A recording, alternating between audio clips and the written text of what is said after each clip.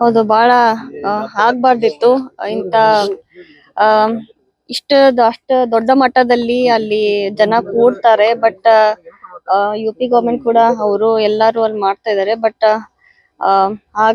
ಆಗೋಗಿದೆ. ಸೊ ನಾವು ಅವ್ರ ಫ್ಯಾಮಿಲೀಸ್ಗೆ ದೇವರು ನೋವನ್ನ ಭರಿಸುವಂತ ಶಕ್ತಿ ಕೊಡ್ಬೇಕಂತ ನಾವು ಕೇಳ್ಕೊತೀವಿ.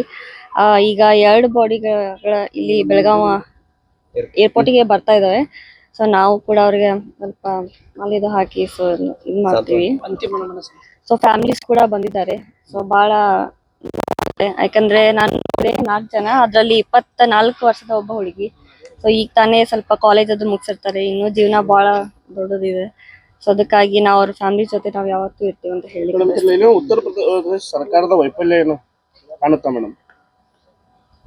ಸಹಜವಾಗಿ ಅಂತ ಅಷ್ಟು ದೊಡ್ಡ ನಾನು ಹೇಳ್ದಾಗೆ ಹೋಲಿ ಪ್ಲೇಸಸ್ ಅಲ್ಲಿ ಇಷ್ಟು ಜನ ಕೂಡ 144 ಇಯರ್ಸ್ಗೆ ಒಮ್ಮೆ ಆಗುತ್ತಂತ ಇದು ಕಾರ್ಯಕ್ರಮ. ಸೊ ಅದಕ್ಕಾಗಿ ಅವರು ಪ್ರಯತ್ನ ಮಾಡ್ತಾ ಇದಾವೆ. ಬಟ್ ಕೆಲವೊಂದ್ ಸರ್ತಿ ಆಗ್ತಾ ಸಹಜವಾಗಿ ಅಂತ ನಾವು ಹೇಳ್ಬೋದು. ಬಟ್ ಆದಷ್ಟು ಜನರು ತಮ್ಮ ಸೇಫ್ಟಿ ಅಂತ ನೋಡ್ಕೋಬೇಕಂತ ನಾವು ಕೇಳ್ಕೊತೀವಿ.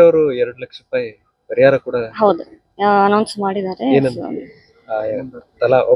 ಒಬ್ಬೊಬ್ಬ ಒಂದೊಂದು ಫ್ಯಾಮಿಲೀಸ್ಗೆ ಕೊಡ್ತೀನಿ ಅಂತ ಹೇಳಿದ್ರು. ಅದು ಹೇಳಿ ಅದೇ ತಂದೆಯವರು 2 ಲಕ್ಷ ಈಚ್ ಫ್ಯಾಮಿಲಿಗೆ ಕೊಡ್ತೀನಿ ಅಂತ ಅನೌನ್ಸ್ ಮಾಡಿದ್ದಾರೆ. ಪರಿಹಾರದಲ್ಲಿ ಸರ್ಕಾರದಿಂದ ಕೊಟ್ಟಿಲ್ಲ ಮೇಡಮ್, ಆದ್ರೆ ಸ್ವಂತ ಇದರಿಂದ ಕೊಡ್ತಾ ಇದ್ದಾರೆ. ಎಸ್, ವೈಯಕ್ತಿಕವಾಗಿ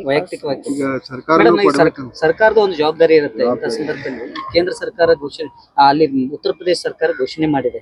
ಆದ್ರೆ ರಾಜ್ಯ ಸರ್ಕಾರ ವಿಚಾರಕ್ಕೆ ಸಂಬಂಧಪಟ್ಟಂತೆ ಅವರೇ ಡಿಸ್ಟ್ರಿಕ್ಟ್ ಮಿನಿಸ್ಟರ್ ಘೋಷಣೆ ಮಾಡ್ತಾರ ಅಂತ ಏನಾದ್ರೂ ಪರಿಹಾರ ಘೋಷಣೆ ಆಗ್ಬೇಕು ಅಂತ ಹೇಳಿ ತಾವು ಬಯಸ್ತೀರಾ ಕುಟುಂಬಕ್ಕೆ? ಖಂಡಿತವಾಗಿ ಸಿಎಂ ಸರ್ ಇಂದ ನಾವು ಕೂಡ ಡೈರೆಕ್ಷನ್ ವೇಟ್ ಮಾಡ್ತೀವಿ. Thank you madam.